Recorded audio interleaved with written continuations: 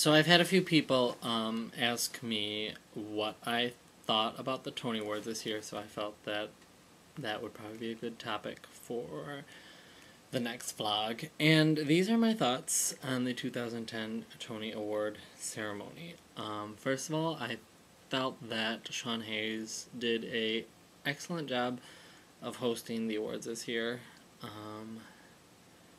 I was a little skeptical at first because he was nominated, and I didn't really know how I felt about that, because the last time that happened was Hugh Jackman, which we don't really need to discuss those awards shows right now. But anyway, I thought that he did a great job. The opening number I really was enjoying, and Green Day came out, and at first I was like, awesome, you know, Green Day, good for them, and they did Holiday, and then they just kept going, and so it kind of felt like we were at a Green Day concert all of a sudden. And I understand the ratings thing.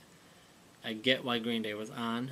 Totally was okay with that. Was not okay with the fact that they got 8 minutes to do whatever they wanted to.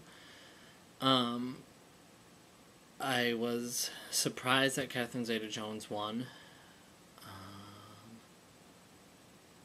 I think she probably does a nice job in Low Night Music. I just wasn't expecting that.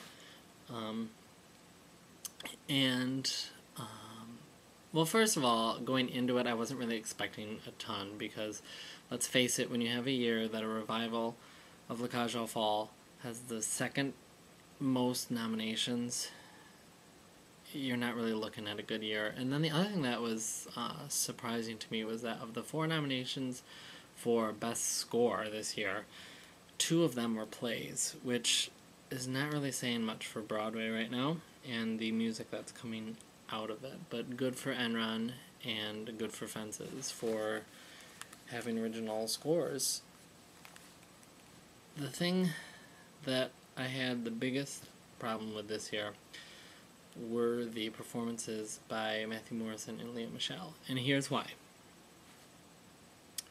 It has absolutely nothing to do with my hatred towards Glee.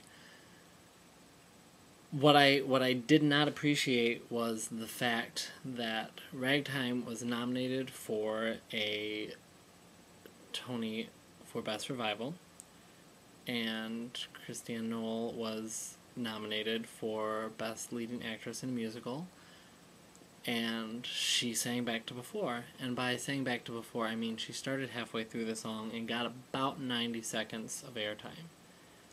Matthew Morrison comes on and sings All I Need Now Is the Girl, which I wasn't really getting the relevance to the Tony Awards this year. It just kind of seemed like we have Matthew Morrison here, and we're going to have him sing a song with 4 random girls around him dancing. But my main thing was, I felt like it was a really cheesy song and didn't really do anything for the actual words and served no purpose other than getting people to tune in to see Matthew Morrison. I'm fine with Matthew Morrison performing. I get that. He's going to get viewers, and the people who enjoy Glee will watch for him.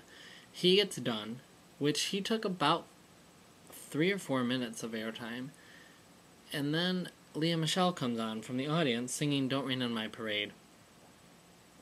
So I was really confused, because I felt like they were really overdone songs and they were just really cheesy performances. Plus, Leah Michele, Parade, 1 word, not 2.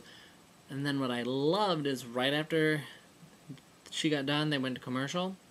Sean Hayes comes on, brilliantly funny in a Spider-Man costume, singing Don't Rain on My Parade. So he has a mask over his mouth and you can't really understand what he says. But then he gets to the end of it and makes Parade 1 word with his airway blocked.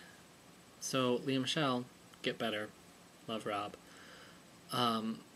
My main issue with it was just that they got about 5 or 6 minutes of airtime, and Ragtime got 90 seconds.